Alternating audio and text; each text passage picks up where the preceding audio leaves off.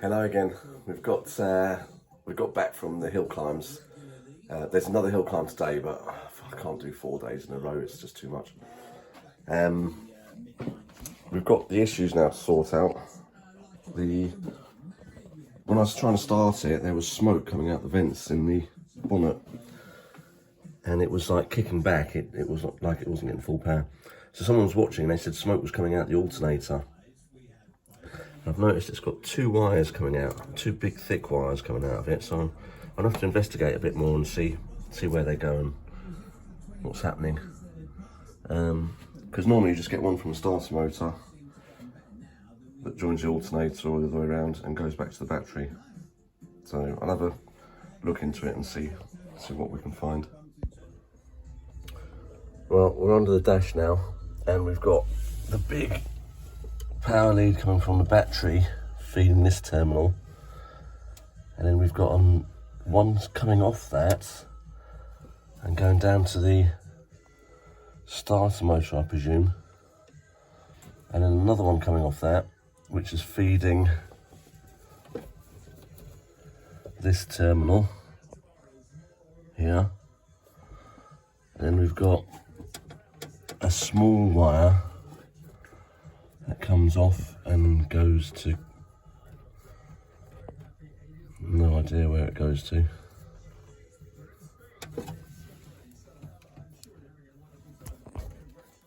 Oh, I could spend weeks on this. Well, I need to know where the alternator ones are coming from, because they're not going. I would have thought they would have gone back to here and then to the battery. Normally you go battery, alternator, and then starter. Right, I've got to try and find out. I've got the wires behind the dash there, and they run along underneath it. I've got to find out where they come out, which isn't easy because it's rammed with wires in there. And I don't want to, I've got to be gentle because I don't want to move anything. I've just found this with spots written on it, spot, and a fuse, and it comes up to here, a switch on the navigator side. Why? I don't understand. And is that the spotlights?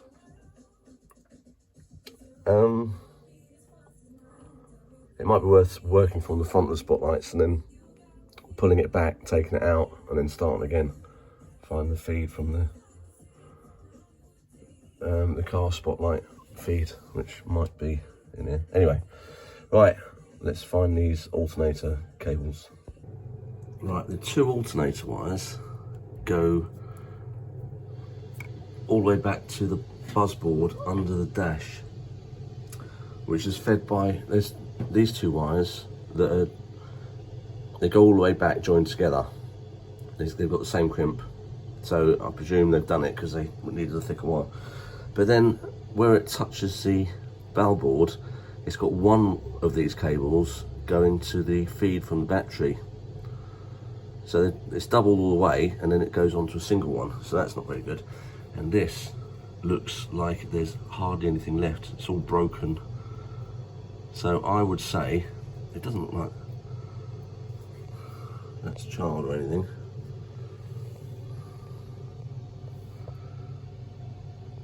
I'd say that earth is a bit small for the alternator. I think I might try earthing it. Apparently around the back is a good earth point, and take it direct to the engine block. So we'll give that a go and see if that helps. I can't see what else it'll be. Unless the dynamo, the alternator's shot and it's smoking because it's shorting inside, but it's funny how it does it sometimes and not others. But I can only try. It's just the exciter wire, that one, so 1, 2 joints. Doesn't make sense. Looks like it's been burnt a little bit. But the exciter wire shouldn't have much power through it. Right, and the other thing I'm doing steering column.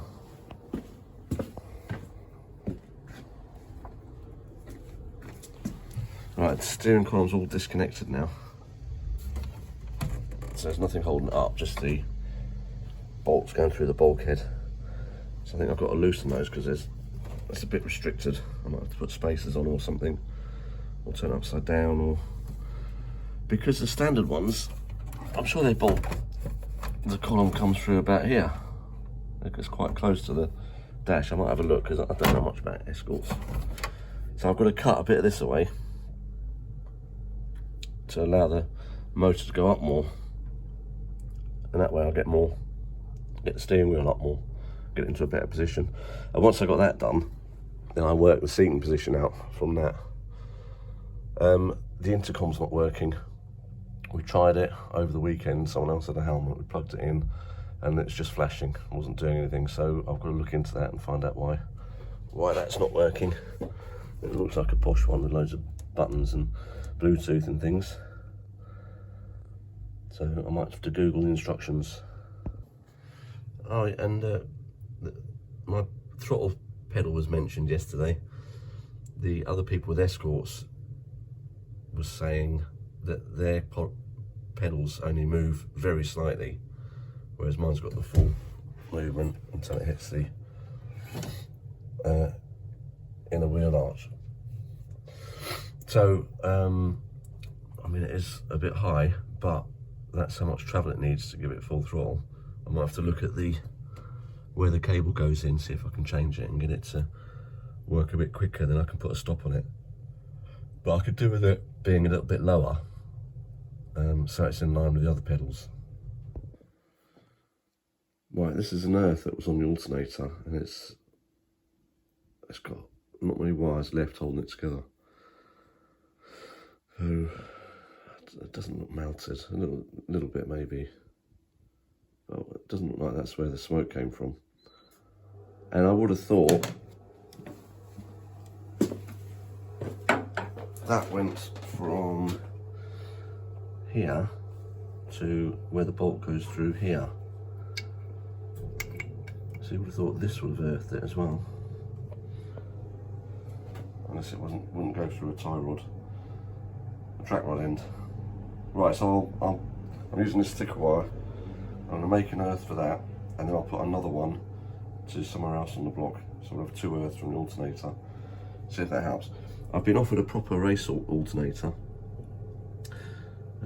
which is quite expensive.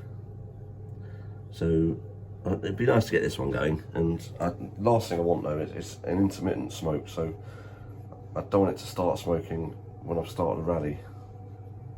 But this might cure it. You'd think there'd be evidence unless there's something inside the alternator that's burning. I might get some regulators for it just as spares in case that's something to do with it. Right, let's get the earth on. Right, there's 2 earths now. One where there was one before, and then this one comes up to the strut top. So I don't know if that was a problem, but we'll try that and see if it cures it, even though it's intermittent. Right, back to the steering column. Right, I've lifted the steering wheel up now, so this is eye level, and you can see most of the gauges. I put the gear indicator there. It was up there before, but it did keep falling down, and when the sun warmed the glue up on the double-sided sticky tape. So I'm going to make a bracket for it to stay there, because I'd much rather it in front of you, keep everything in the same place. Yeah, it's easy to get in and out now, so that feels better. The seat feels alright. I don't know if I'll need a quick release steering wheel now. I'll see how I get on. Right, I've just got the 2 bolts to put in on where it goes through the bulkhead.